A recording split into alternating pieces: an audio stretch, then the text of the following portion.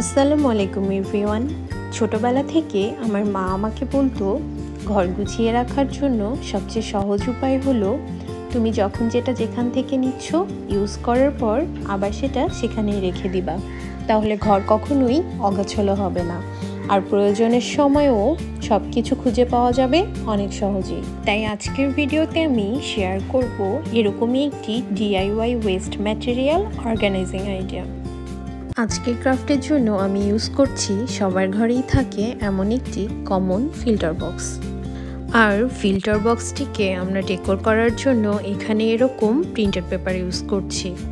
Printed পেপারটিকে বক্সের উপর রেখে পেন্সিলের সাহায্যে মার্ক করে নিয়ে এরপর কাঁচির সাহায্যে মেজারমেন্ট অনুযায়ী কেটে নিচ্ছি।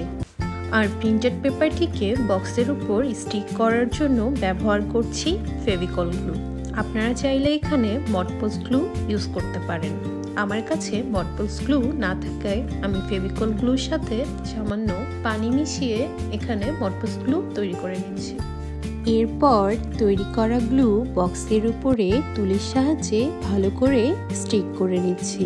বক্সের ভিতরে আর সাইডেও ভালো করে লাগিয়ে এরপর প্রিন্টেড পেপারটি বক্সের সারফেসে চেপে ধরে ভালো করে লাগিয়ে দিচ্ছি। দেখুন আমি এখানে কিভাবে করছি। আর প্রিন্টেড পেপারের জন্য গুগল থেকে আপনারা আপনাদের পছন্দ অনুযায়ী প্রিন্ট ডাউনলোড করে A4 সাইজ পেপারে প্রিন্ট করেও নিতে পারেন, আবার যে কোনো পেপার শপ থেকে কিনেও আনতে পারেন।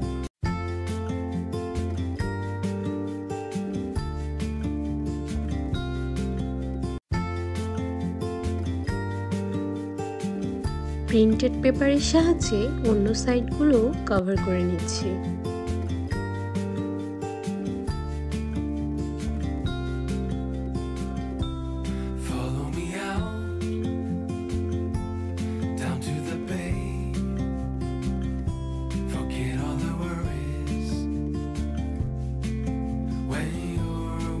বক্সের চারপাশে প্রিন্ট পেপারটি স্টিক করা হয়ে গেলে এরপর আমি কাঁচির সাহায্যে ভিতরের দিকের প্রিন্টেড পেপারকে কিছু দূর পর পর কেটে ইভেন করে স্টিক করে নেব।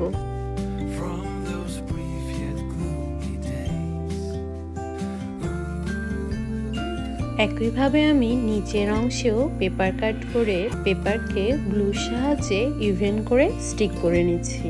এরপর সবার বাসায় থাকে এরকম রশি আর অ্যাডিসিভ হিসাবে উহু নিয়ে বক্সের আপার পোর্শনে লাগিয়ে লেসের মতো করে রশিটি অ্যাড করে নিচ্ছি।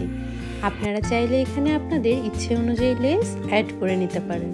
অ্যান্ড আমাদের বক্সটি রেডি। সেম প্রসেসে আমি ডিফারেন্ট কিছু পেপার আর লেস নিয়ে আরও কিছু বক্স রেডি করেছি। তৈরি করা বক্সগুলোকে আমরা মাল্টিপারপাস অর্গানাইজার হিসেবে ইউজ করতে পারবো।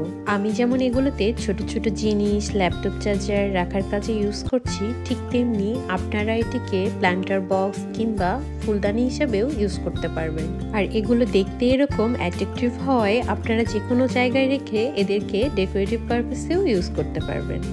আজ এ পর্যন্তই। আপনাদের এই অর্গানাইজিং আইডিয়াটা কেমন লেগেছে আমাকে কমেন্টসে অবশ্যই জানাবেন। আল্লাহ হাফেজ।